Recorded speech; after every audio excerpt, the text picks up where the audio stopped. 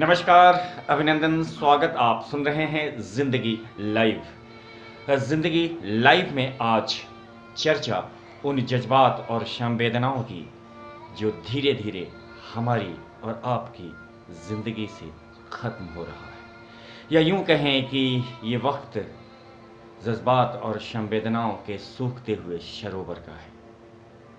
अब हमारी और आपकी आंखों के अंतर्गत संवेदनाएं उस तरीके से नहीं आती जिस तरीके से आनी चाहिए।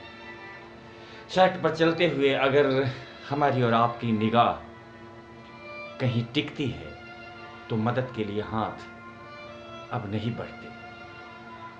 आदमी धीरे धीरे अपने घर और आंगन में कैद हो चुका है। मशहूर गीतकार संतोष आनंद ने लिखा था, एक प्यार का नगमा है, मौजों की रवानी है, जिंदगी और कुछ भी नहीं, तेरी मेरी कहानी है। कुछ पाकर खोना है, कुछ खोकर पाना है, जीवन का मतलब तो आना और जाना है। तू धार है नदियों की, मैं तेरा किनारा हूं। यकीन मानिए, जिंदगी बहुत छोटी है। हम यहाँ इसलिए नहीं है कि अपने घर आंगन के अंतर्गत अपने सामान को इकट्ठा करते रहें। अब्राहम लिंकन ने लिखा, हम यहाँ इसलिए हैं कि हम दूसरों के काम आ सकें। हम समाज के अंतर्गत और अपने आसपास के परिवेश में सामाजिक रूपांतरण की प्रक्रिया को आगे बढ़ा सकें।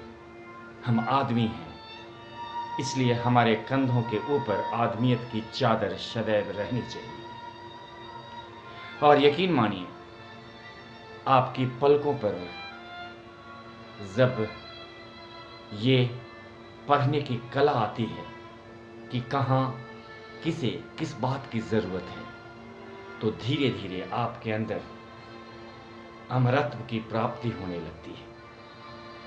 संवेदनाओं को जिंदा रखिएगा, या यूं कहें कि पलकों पर ठहरी हुई आंसुओं की बूंदों को पढ़ने की कला सीखते रहिएगा।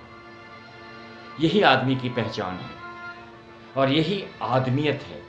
और कहा तो यहाँ तक जाता है कि अगर आप चाहते हैं कि समाज के अंतर्गत आपका एक व्यक्तित्व हो, आपकी आकांक्षाएं अपेक्षाएं पूरी हो, तो जिंदगी के अंतर्गत लेने वाला मत बनिए।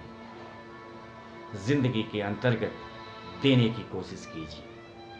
कहते हैं, देने का सुख एक बेहतरीन सुख होता है। और अगर हम गाड़ी, बंगले, मकान, पैसे नहीं दे सकते तो कम से कम हम अपनी मुस्कुराहट, अच्छे संप्रेषण के साथ अच्छा व्यवहार तो दे ही सकते हैं। और यही जिंदगी का सूत्र वाक्य है। प्रबंधन की भाषा में इसे जॉय ऑफ गिविंग स्किल्स कहते हैं। दूसरों को देना सीखिए, दूसरों के साथ बेहतर तरीके से व्यवहार करना सीखिए। आप सुन रहे थे जिंदगी लाइव सुधीर मिश्रा के साथ। अगली बार फिर मुलाकात होगी, तब तक के लिए इजाजत दीजिए। जय हिंद।